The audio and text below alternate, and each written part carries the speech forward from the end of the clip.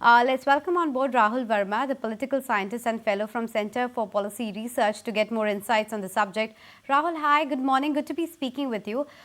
What's your own sense in the phases of polls that have already happened? What's your own internal estimate of how the math will work out in terms of the number of seats? Thank you for having me.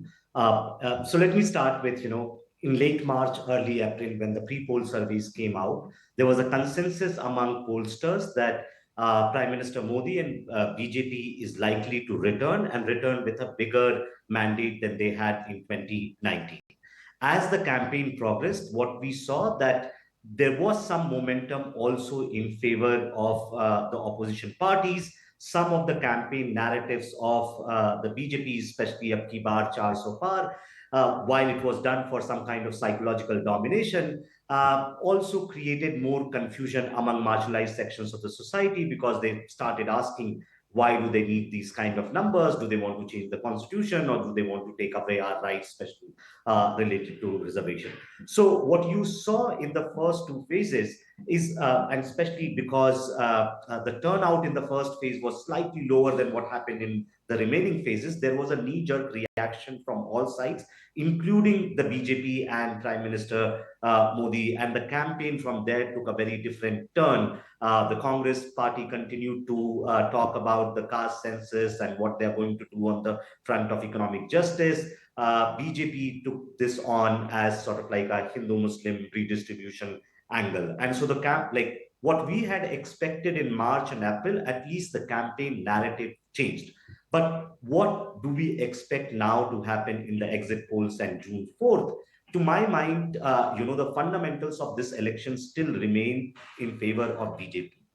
Congress is likely to improve its performance from 2019. So last time they had 52 seats. It is likely that they will increase their seats owing to performance, say, in Telangana, Karnataka, holding on to their base in Karnataka and maybe in Punjab. So there would be marginal increase in the seats of Congress. But the entire election of 2024 hinged on this fact that Congress have to pull up its game in the northwestern corridor of India, where there is a direct competition between BJP and Congress. In last two elections, BJP did exceptionally well in this corridor, where it won more than 90 to 95% of the seats against Congress. I don't think that has happened. And given that scenario, I still hold that BJP is likely to return to par, may not cross 303 of their last time number, but they should be comfortably above the majority mark. And so, like, if you ask me in terms of like what my forecast for 2024 is, BJP by far, and there is large consensus. I don't think, except the opposition parties, I've heard any analyst saying that BJP will not be the single largest party. So BJP will be the single largest party in striking distance of power, and BJP will be at least 3 times bigger, even in the worst case scenario of the Congress party, which is going to be party number 2. Let me address something which, in a sense, our viewers, they want to know. We are a business channel. And in 2004, when there was a BJP or India narrative of India shining, everybody expected Atal Bihari Vajpayee government to come back. But that did not happen despite the on-ground narrative, which was different. Sure. So the fear for a lot of stock market investors is that what if? So how do you think 2024 and 2003 or 2004 is different?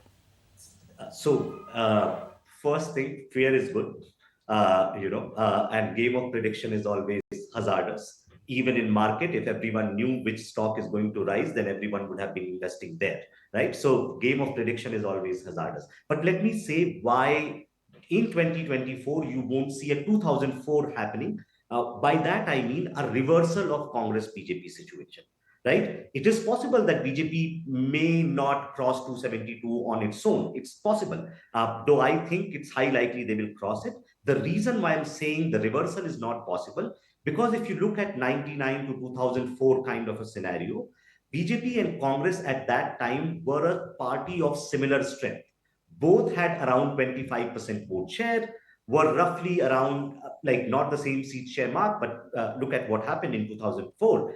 Congress got 145 seats and BJP was slightly behind 138 seats. But both were a similar vote share, 23 to 27% vote share party. Now in 2019, BJP was two times larger than Congress in terms of vote share. The Congress vote share was 19%, BJP is 38% party. Congress was at 52 seats and BJP was 303 seats, meaning almost 6 times in seat share. Given the gap that is now between Congress and BJP compared to what it was in 2004, the reversal is a very, very difficult scenario. It is what is possible that Congress slightly improves its position and BJP loses some of the seats. But a complete reversal is then sort of like a once in a century kind of a phenomenon. Like it can happen, it's in the realm of possibility, but probabilities are very, very, very low.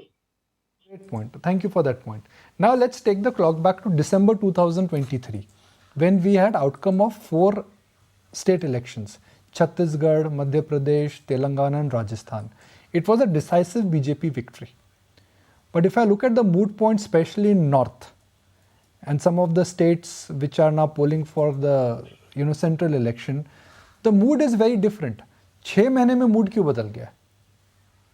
6 is a long time, like in your market, mood changes from morning to evening. So mood changes. The reason, see, I think, so 6 mein mood nahi badla.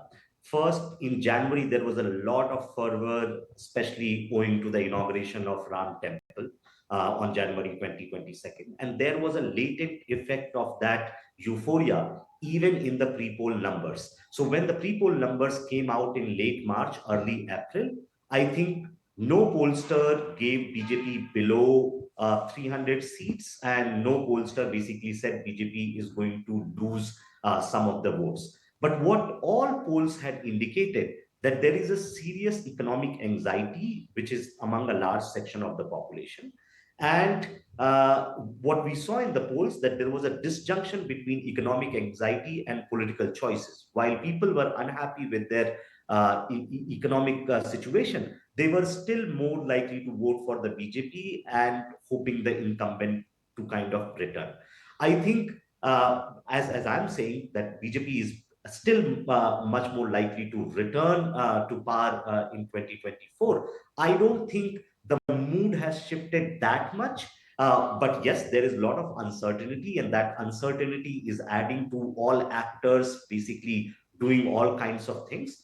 And to someone who studies elections, I'm very happy that elections become uncertain, because unless elections are uncertain and there is some competitive element involved in it, then what's the point of having elections, right? Like that's a heart of democracy, that elections by ex ante, we shouldn't know who's going to win. And that's the reason why parties spend so much money on campaign. If everyone knew that BJP is winning, then the opposition wouldn't have campaign. So I think what has happened is that March onwards, some of the campaign narratives that BJP tried to push did not get through. Instead, it created some sort of uncertainty or confusion in minds of voter. As I said, BJP through 400 tried to do a psychological domination. Congress was able to push the narrative that they need 400 to change the constitution. So that created some sort of like pressures. Then BJP changed almost 100 candidates across the country. There might be some confusion among the BJP cadres on the ground. And third, it is very possible that, what we might be, especially the drop in the turnout in the first phase, Right. voters from both sides, those who thought BJP is winning comfortably and they were fence sitters, decided not to turn out, and Sure. some from the opposition party. Sure. Right, Rahul. Thanks so much for making that point. You're right. Competition is good for consumers, and this uncertainty is good for democracy in the sense that it'll keep the politicians humbled enough to ensure that democracy is the biggest winner out there.